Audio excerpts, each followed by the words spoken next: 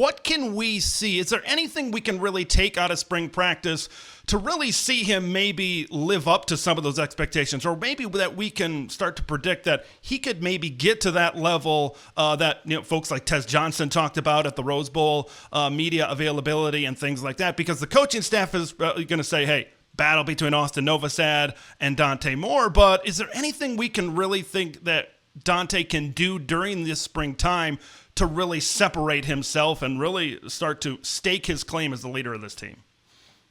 Yeah, I think it's going to be two things, one on the field and one not. The first being on the field, just be consistent, right? I think we all know that the arm talent's there. The guy can flick the ball a really long ways.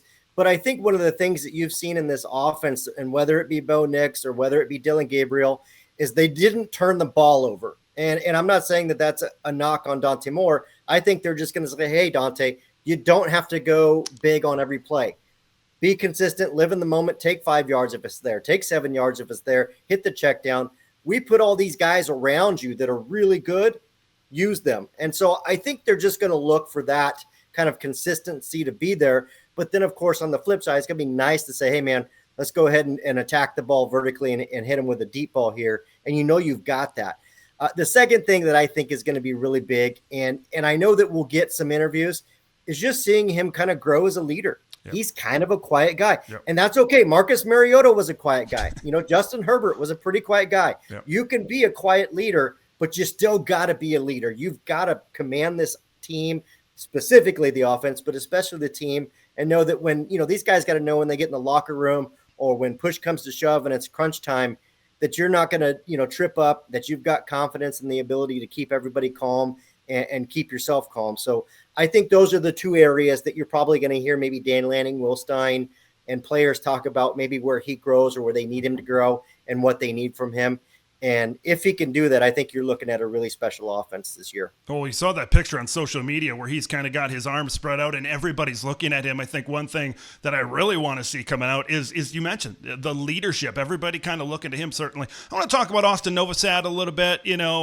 Since January, I've really been talking on the show as if Dante Moore is going to be the starting quarterback, and certainly a lot of people really feel that way, rightfully so, with his talent that we mentioned. But some people are kind of chiming in and say, well, Austin Novosad, pretty good as well. 4-star quarterback when he came out, and he showed in last year's spring game that he can certainly spin the football as well. Where do you see him in this spring practice period? Because for a lot of these guys now, the eligibility clock is ticking to really get their opportunity. And there may be an opportunity for maybe somebody else to come in and say, hey, Austin, we might have a starting quarterback role certainly for you. Where do you kind of see his mindset as we approach spring practice?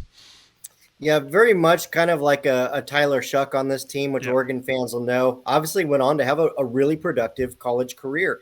And I think this is another guy that's really just right there at the bubble of, do I take my chances and move on somewhere else, or do I stay here and really try to win out this battle? Because it's pretty clear, if you win the quarterback one battle at Oregon, you're going to be set up for success. You might be a Heisman finalist. It's a great place for you to be. And I think Oregon feels very, very fortunate that they were able to keep Austin Novosad out of the transfer portal, and not just so he could be a really good QB2. You want to get both these guys out there and say, hey, may the best guy win. Okay, whichever one of you it is, we're going to back you, but you guys go and battle it out. And healthy competition's a great thing for any football team. That was a DNA of the Bama teams that Nick Saban led. That was a DNA of the Kirby Smart teams that won national championships. So I agree with you. I'm like you. I automatically talk about Dante Moore, and it's really hard not to, just given some of the things we've heard about it. Austin Novosad is a really good football player and is not going to go away easily.